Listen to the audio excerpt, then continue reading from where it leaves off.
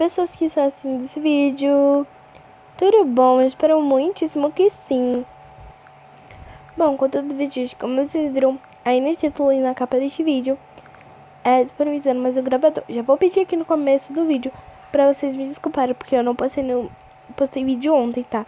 Porque eu tava muito sem ideia, então eu resolvi postar um vídeo disponibilizando o gravador. Eu ia postar, mas gente, eu tava fazendo um vídeo e não ia ter capa logo, porque, tipo, eu tava sem tempo pra fazer. Aí, porque eu fui fazer em cima da hora, né?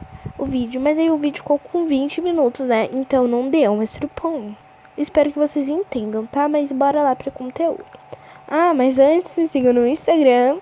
Gente, lembra no último vídeo, que eu não sei se é o último vídeo, mas bom, que eu falei que eu ia trazer a versão Pro do volume. Eu ainda não procurei se tem Pro, mas aguardem que eu vou tentar procurar, porque eu sou preguiçosa mesmo, releve.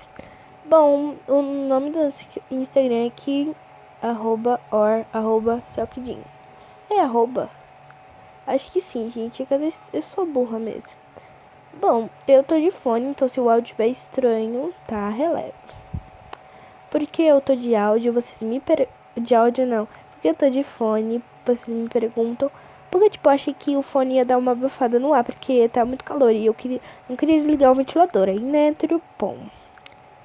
Bom, mas bora lá pro conteúdo de hoje, amores.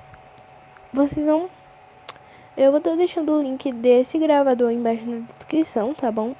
Que é esse gravador aqui super bonitinho, ó. De cartinha, tá, gente? Com os botões também personalizei todinhos. E tá, tipo, super bonitinho. Ele é bem bonitinho mesmo. E o pincel dele é esse lacinho super fofinho. Espero que vocês gostem desse gravador, tá bom, gente? Se vocês gostarem, eu posso estar fazendo mais pra frente, né? Porque gosto de fazer gravador até. Bom, mas esse foi o conteúdo, né? O link vai estar aí na descrição. Eu espero muitíssimo que vocês tenham gostado. E tchau, amores!